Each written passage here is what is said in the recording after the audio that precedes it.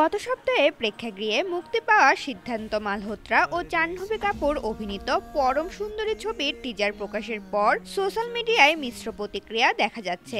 56 সেকেন্ডের টিজারে অভিনেতা অভিনেত্রীর রসায়নের প্রশংসা পেলেও ছবির গল্প নিয়ে অনেকেই হতাশা প্রকাশ করেছেন। কেউ কেউ এই টিজারের সঙ্গে শাহরুখ খান ও দীপিকা পাডুকোন অভিনীত জনপ্রিয় ছবি চেন্নাই এক্সপ্রেসের মিল খুঁজে পাচ্ছেন।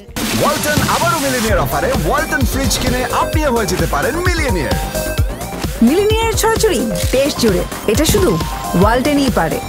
টিজারের শুরুতেই সিদ্ধার্থ মালহোত্রার পেশিবহুল চেহারা, জাহ্নবী কাপুরের স্নিগ্ধ লুক এবং কেরালার মনোরম প্রাকৃতিক সৌন্দর্য দর্শকের নজর কেড়েছে। তবে এই দৃশ্যগুলো দেখেই অনেক দর্শক গল্পের একটি সাধারণ ধারণা করে ফেলেছেন। তাদের মতে টিজারে একটি ছেলেকে কেরালায় ঘুরতে যাওয়া এবং সেখানে একটি মেয়ের প্রেমে পড়ার ইঙ্গিত দেওয়া হয়েছে। এই সাদৃশ্য থেকে অনেকে পরম সুন্দরীর সঙ্গে চেন্নাই এক্সপ্রেসের মিল খুঁজে পাচ্ছেন। একজন নেটিজেন মন্তব্য করেছেন, এই সিনেমাটি দেখেই যেন মনে হচ্ছে এটি জেনজি চেন্নাই এক্সপ্রেস।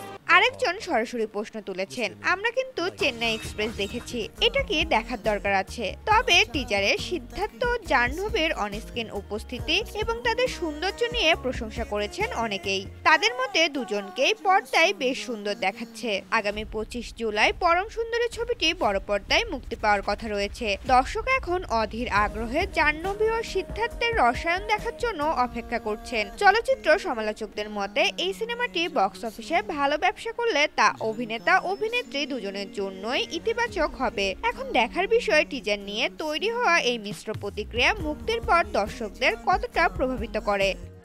ঋতুপর্ণা, জনকণ্ঠ।